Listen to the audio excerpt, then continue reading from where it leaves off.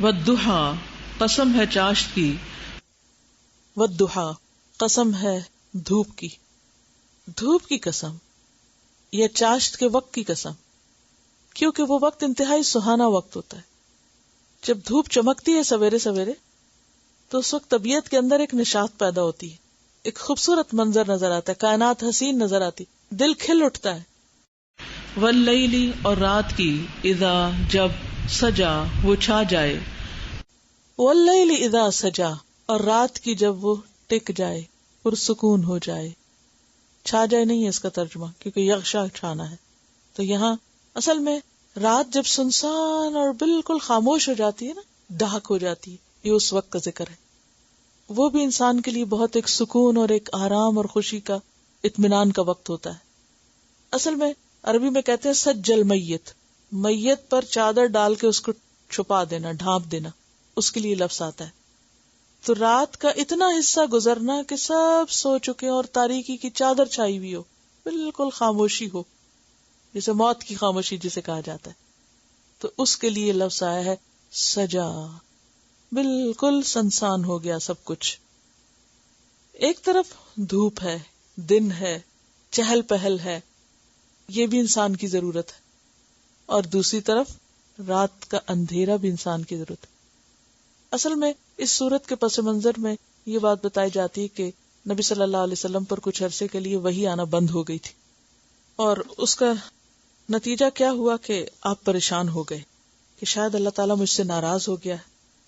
اور اس پر احادیث بھی موجود ہیں، اور ایک روایت میں یہ بھی آتا ہے کہ آپ صلی اللہ علیہ وسلم کی کچھ طبیعت ناساز ہوئی تو 2-3 دن رات کے وقت نہیں اٹھے نماز کے لیے. تو ایک عورت آئی اور کہنے لگی کہ یوں لگتا ہے کہ تیرے شیطان نے تجھے چھوڑ دیا ہے.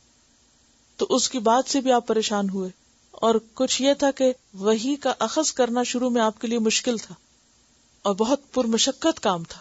آپ کو میں نے پہلے بھی حدیث بتائی تھی کہ جب وحی اترتی تھی تو پسینے کی لڑیاں بہنے لگتی تھی. تو وہ وحی کا نزول اور نبوت کا ملنا کیا تھا؟ ضحیٰ، اور وحی کا رکنا کیا تھا؟ سجا. تو جہاں انسان کو ضحیٰ کی ضرورت ہوتی ہے وہاں انسان کو سجا کی بھی ضرورت ہوتی ہے، کہ رات کی خاموشی بھی ہو. کیوں؟ تاکہ انسان مزید کام کرنے کے لیے دوبارہ تیار ہو جائے. اگر انسان سو نہ سکے اور سوئے ہی نہ، یہ سوچ کے کہ میں زیادہ کام کر لوں گا، تو وہ کچھ بھی نہیں کر سکتا. سونا بھی کیوں ضروری ہے، بریک بھی کیوں ضروری ہے، ریسٹ بھی کیوں ضروری ہے؟ تاکہ انسان زیادہ فریش اپ ہو کے بہتر کام کر سکے. یعنی اللہ نے دنیا کا نظام ایسے بنایا کہ جس میں سختی گرمی ہوتی ہے، اور انسانی ترقی کے لیے نرمی گرمی ضروری ہے. کیوں؟ نرمی اس لیے ضروری ہے کہ انسان آرام کر سکے، اور گرمی اس لیے ضروری ہے کہ انسان کی چھپی ہوئی صلاحیتیں جو ہیں وہ باہر نکلیں. رکاوٹیں کیوں آتی ہیں؟ تاکہ انسان بہتر مستقبل کے لیے تیار ہو سکے، پکا ہو، میچور ہو. کیونکہ جو مشکلات برداشت کر کے آگے بڑھے گا نا وہی جمے گا، اور جو مشکلات سے گھبرا کے بھاگ نکلے گا وہ پھر دین کے کام کا نہیں. تو چیلنجز انسان کو مضبوط کرتے ہیں.